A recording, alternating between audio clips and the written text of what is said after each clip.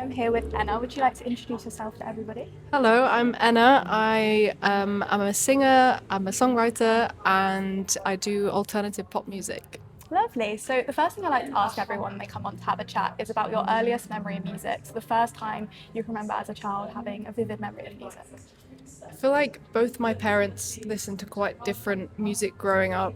I'm not really sure. I think my dad would listen to a lot of like female artists. He loves Kylie Minogue and Pink, kind of icons. Big up my dad. And then my mum used to listen to a lot of like, what's his name? He plays drums and he sings. Phil Collins. Phil Collins. And I used to love, like, it was always in the car. We'd only listen to music really in the car. So yeah, I feel like those are my earliest memories, like road trips with my parents and listening to polar opposite music. Very nice. And then from there, where would you say your transition into music started? How did you start then writing and singing yourself? I think, I'm trying to think what was it that kind of made me want to do music. I think I probably just wasn't good at anything else. And I was like, this is kind of fun. Trying to think when. It's weird because I was such a shy kid growing up and very introverted. So I'm very confused as to why I thought I could do something like this and do music. But I think I got into playing. I taught myself guitar and my parents put me in like piano lessons. So we were always surrounded by music, even though my parents never really did anything musical. They're not musical at all. And yeah, I think just through the music that they would listen to, and then I was obsessed with like very heavy pop music. I was like, I kind of want to do this. And then I studied music in college as well. Well, actually, no. I forced myself, and this is how, I don't know, I was crazy. For my Leavers Assembly for secondary school, so I did music GCSE, hated it. I forced myself to sing in my Leavers Assembly, and I have no idea why, because I was actually such a loser. But I'm actually so glad I did, and I sang an original to make it even worse. And I'm so glad I did, because then I studied music for college, and then sang for uni, and then here we are. And do you recall a moment that maybe you would like told, actually you're quite good at this, or maybe you had that like self-realization? Because you said obviously you don't really know why you started. Yeah, I mean, my family would always force me to sing classic move, force me to sing in front of other family members to the point where I really didn't want to, they would say that they'd pay me.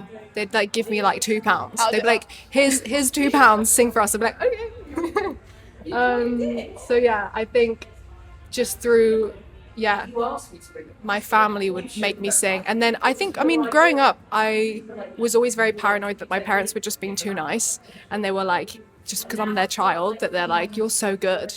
And I'd be like, you're lying to me. And I think when it got kind of serious and I was like, I want to do this for college, I was like, you better tell me here and now if I'm good or not. Yeah. And then I was like, okay, I trust. So anytime I have a new song, I send it to my parents, and they will be brutally honest. And it's great. I ask for it. Exactly. And what is a song that you are loving at the moment? What have I been listening to recently? My own demos. I'm joking. I'm not joking, but I'm joking. What have I Imagine you just sat there and list off your discography. Yeah. I should actually look to be there. I'm looking. Let me expose myself. Oh, I've been obsessing over this artist called, I don't know if you've heard of Cloudy June. No. She does, I don't know where she's based. She's got a new song called Get Better. But she has some crazy music at the moment. But yeah, I've been listening to a lot of Cloudy June. Have a listen. And what are some artists and songs that you would say have inspired you with your writing? So both lyrically and then sonically as well, sort of the sound you want to create. I think both lyrically and sonically, I always have very similar references constantly whenever I'm writing, especially with a producer. I listen to a lot of, I don't think I listen to any male artists. I listen to only female artists. I listen to this girl called Abby Holiday. She does crazy music. Also, this girl called Austin with an O. Her songwriting is ridiculous. And again, sonically, I love it. It's this kind of like this, it's poppy. It's also kind of very conversational, but it's really like gritty. I think I only really I go through phases, but I listen to a lot of like, I call it ADHD music, where it's like I need something to like stimulate me constantly. And I like doing that in my songs as well. So yeah, those two. And then this other girl, I think they're all kind of friends. I don't know. They're part of like the same world. They're all like US based artists, and this other girl called Trella, who's like an unreal songwriter. And I've been listening. I think they're definitely going to be in my Spotify Wrapped this year for sure. Lovely. And then, when and why would you say you're most inspired to write music? So when is it, like during you're going through something, after something? Like what sort of themes tend to arrive when you're writing? I think, I mean, definitely during when you're going through something. It's like the most like therapeutic thing. I struggle to write a lot by myself. I don't tend to write a lot like me at home with my guitar anymore. I tend to write with like producers and other writers that I write with. I think I just love having someone, again, I need something to like stimulate me in my head to be able to like think of all these ideas. And I kind of love the pressure of being in a room where you've like set time to be like, okay, this is when I'm going to write a song. And the pressure of like thinking of something and like a good concept. But yeah, I think when you go through something, you always come out with something magic. So yeah, that's why, especially when you're only writing sad songs, it's tricky. You don't want to ever be happy, ever, because then you're just never gonna write a sad song. You never know, you might have a happy. Oh, I could do it. Brilliant banger. And then tonight, you have a new song coming out, You Ruin Paris. Would you like to talk a little bit about the song, what it's about? Kind of going off of that last question, I think that was, like me saying that I only really write with other people in the room. The Paris song that's coming out is the one song that I wrote. I was in a long distance relationship for 3.5 years, London to Paris. Coming out of that relationship, it was the first time that I had written by myself in those 3 years. It was like this whole like therapeutic moment, and I wrote the bridge by myself, and it was just this complete like release of like, holy shit, this is like how I feel. And then I took it to some friends, and we finished the song together. So that, I think for me, that's my most, I think will forever be really my most like special song in terms of how therapeutic music can be, because I wrote it like a month after the breakup.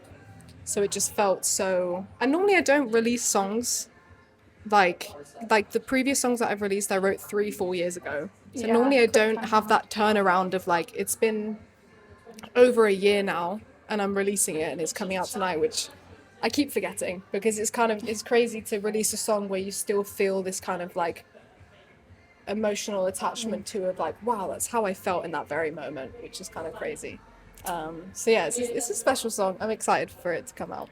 Lovely. And you went to Paris to shoot some of the visuals. Do you want to talk about that, what it was like filming them, if it was like a non-negotiable that you had to like go there to do that? I think it always was. It's kind of crazy because me and my ex broke up last summer in August, and then it was over the phone, long distance, and then in December of last year, this year? No, last year. It hasn't been a December yet. My brain. December of last year, I decided to go out to Paris to find closure, all that shit. And then I had written the song already, so I met up with like a music friend and we did some content for it then.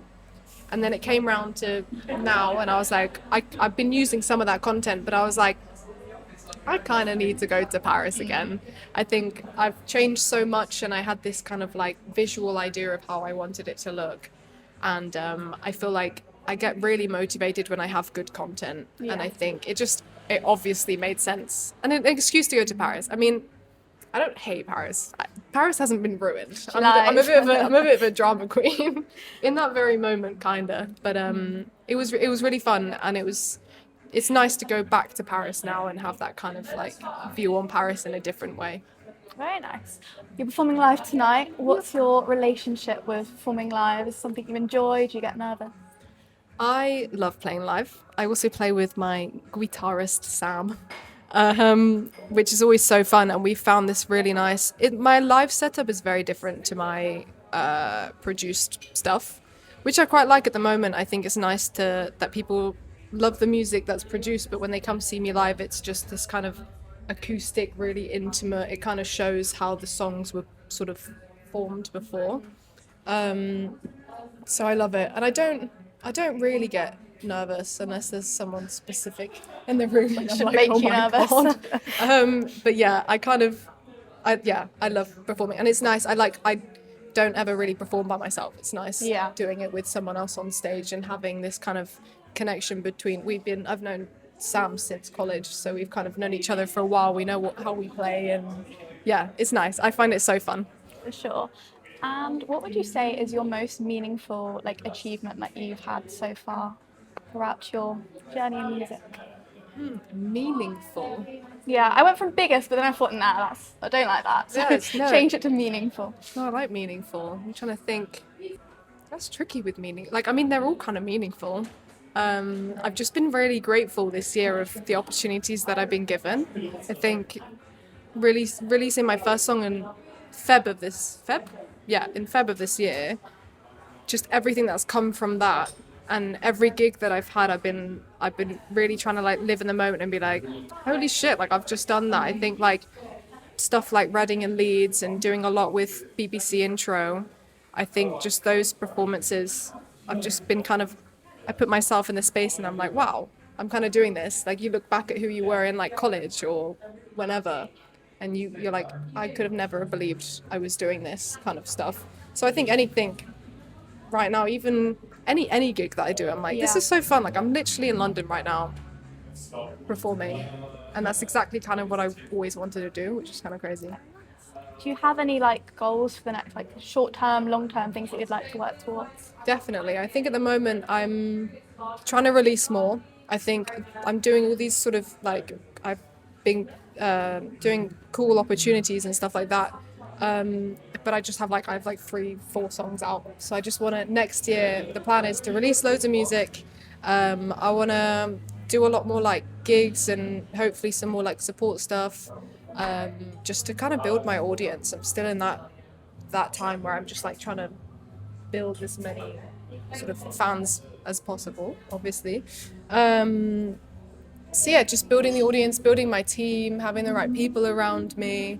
So yeah, that's kind of my goal. Eventually, far, I think in my head, down the line, headline shows and stuff. That's always going to be. You don't need to put it so far away. So far down the line.